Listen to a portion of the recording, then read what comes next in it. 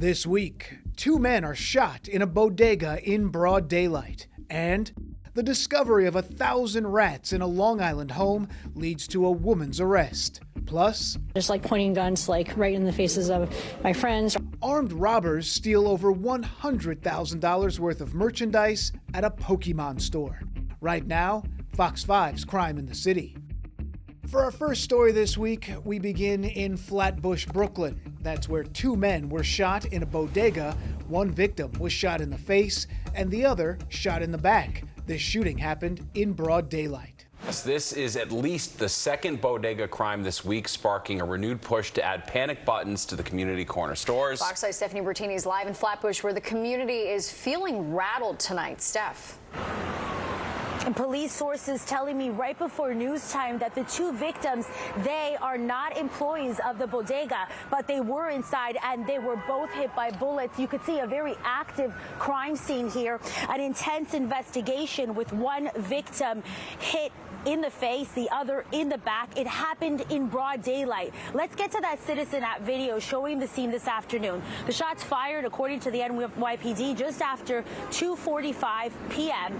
A 911 call brought police to 1256 Flatbush Ave in Brooklyn. They got to Alex Deli Grocery, where they say the 2 victims, both in their 20s, were shot inside. There's no description on a suspect. The United Bodega Association condemning the violence and prepared to offer a $5,000 reward, we're told, for information leading to the identification and arrest of the person or people responsible for this. Now, people who live around here, they say there's a need for more police in the area. The United Bodega Association calling on Mayor Mondani and the governor, saying funding for more panic buttons specifically is needed, and that public safety needs investment to improve. Public safety. That's all we are asking for. Public safety. We don't need for people to walk into bodegas every day and rob them at gunpoint. You know, we need to clean up our streets. We need to send a clear message. If you want a small business and you invest in New York City, you need a return from the city. We need more policing. We need more policing in these communities. That's what we need. Both victims sent to Kings County Hospital at last check. I talked to police within the hour. I was told that they're both in stable condition. Now, it was just days ago that there was an armed robbery at a bodega in the Bronx, making this the second high-profile incident at a bodega this week. We now head to the meatpacking district in Manhattan, where 3 gunmen robbed a popular Pokémon trading card shop at gunpoint. Police say the robbers got away with $100,000 worth of merchandise. That crime caught on camera in shocking surveillance video. It shows the robbers smashing glass windows as workers and customers watch in disbelief. Let's get right to Good Day's Briella Tomasetti. She's here with the latest. Briella, we're seeing this play out all across the country. But what do we know about this particular robbery? Yeah, Tashani and Dan, well, the store was robbed at gunpoint. It's unclear whether the gun was loaded or not, but nobody was hurt. Thankfully, police say the brazen smash and grab took place at around 6:45 last night at the Poke Court on West 13th Street. 3 men wearing black masks and hoodies walk into the store. They threaten customers again at gunpoint, and then they get off with more than $100,000 worth of merchandise. We want to get right to that shocking surveillance video.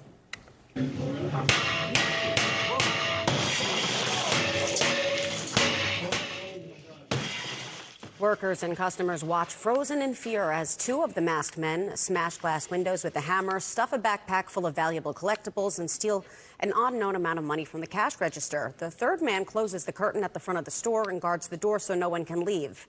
At least one of the suspects points a handgun at people inside, and those people can be seen ducking behind tables and holding their hands up. We timed it all out in the video. They walk into the store and out with their stash of stolen merch in under 3 minutes. A woman locks the door behind them after they leave, and one of the employees proceeds to call police. Here is their account of what happened. Through, blocked the door, kind of pointed some guns at some of the customers in the front, told everyone to stay back, came to the thing over here, started smashing with a hammer and just taking things from there. They went around the place trying to take more stuff, stole from the cash register and all of that, pointed their guns at a couple more people, wouldn't let anybody leave, and then they got out in a couple of minutes. I'm just really glad everyone is safe, right? Like, you know, when you hear people smashing with hammer and brandishing guns, you know, literally, when I watched the tape, they were just like pointing guns like right in the faces of my friends, our customers, our community. Luckily, no one was hurt, so I'm very thankful for that. You know, they did steal over $100,000 worth of merchandise. We profiled the popular themed retail store specializing in Pokémon trading cards earlier this week. It opened in November after starting out as a pop-up last year. The owners say about 40 or so customers were inside at the time of the armed robbery for a community arts and crafts night. They add there have been smaller robberies and shoplifting attempts due to the rising value of Pokémon cards, but never something of this scale. Investigators say the 3 suspects ran off westbound on 13th Street.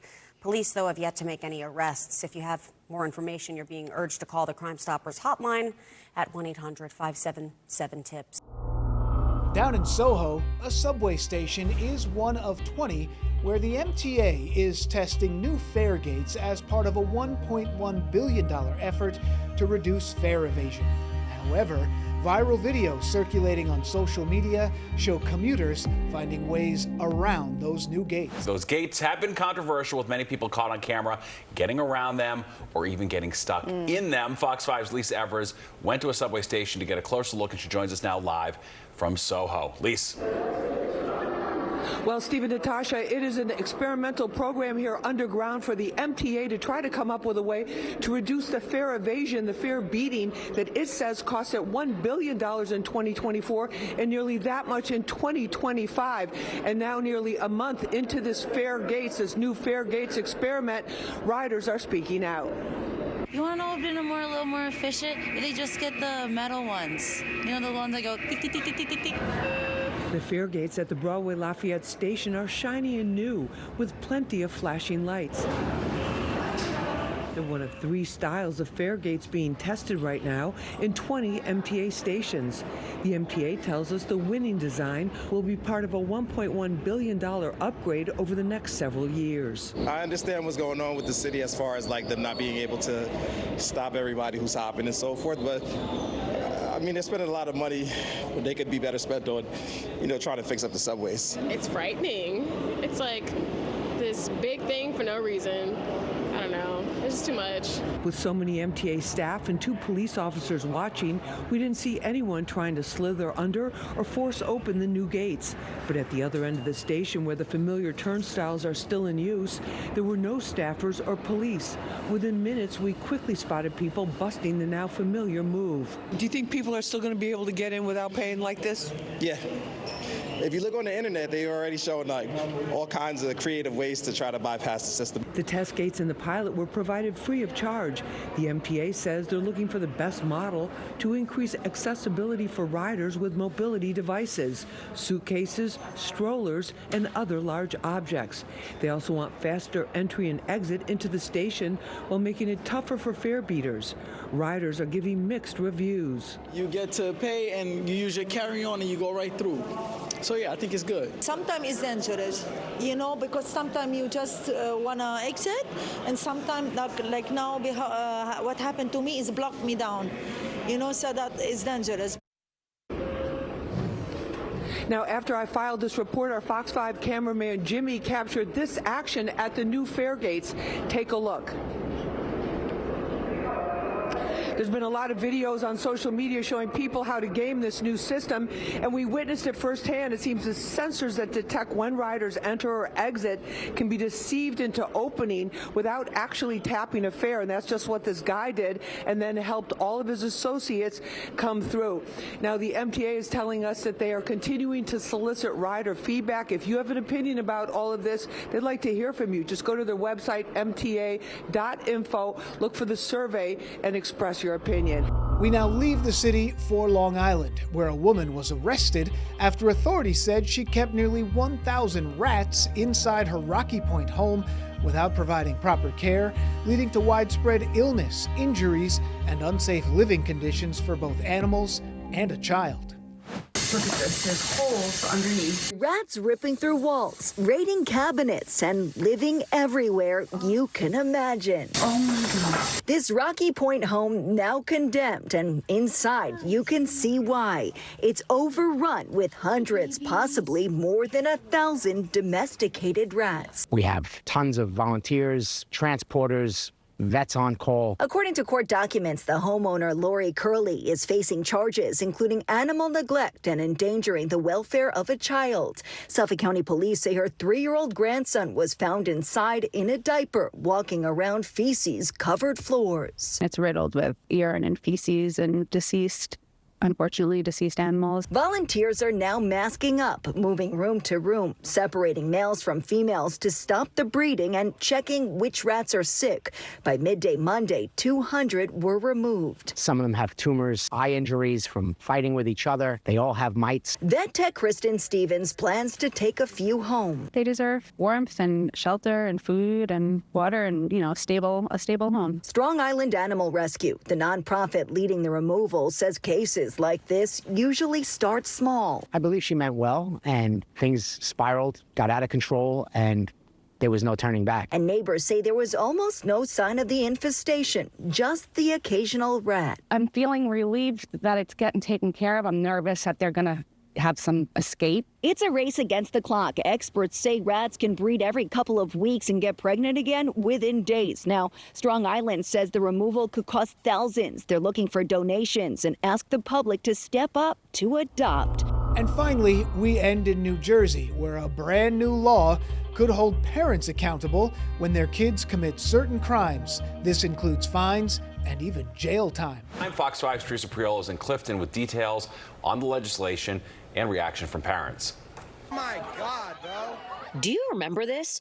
Wildwood Boardwalk transformed into a massive, viral, chaotic scene when teens and young adults descend and resort to violence. It also happened in Seaside and Ocean City, too. Now, New Jersey lawmakers have had enough. This week, Governor Phil Murphy signed a series of new laws that aim to curtail bad behavior. One is for the parents of the kids involved in these kinds of brawls. They can now also be charged with parental responsibility. We had to try to figure out a way to send a message to everyone that this type of conduct is just not acceptable, won't be tolerated. So what does that look like? In some cases, a $1,000 fine and 6 months in jail for some parents. Well, if there's property damage, the statute provides for a $1,000 fine through collection in a civil action. But I believe it's discretionary that if the law enforcement agency wants to charge the parent, they can also charge him with a petty disorderly persons offense.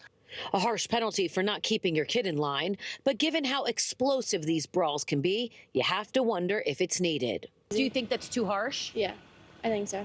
If you parent them, you could teach them to do better than that.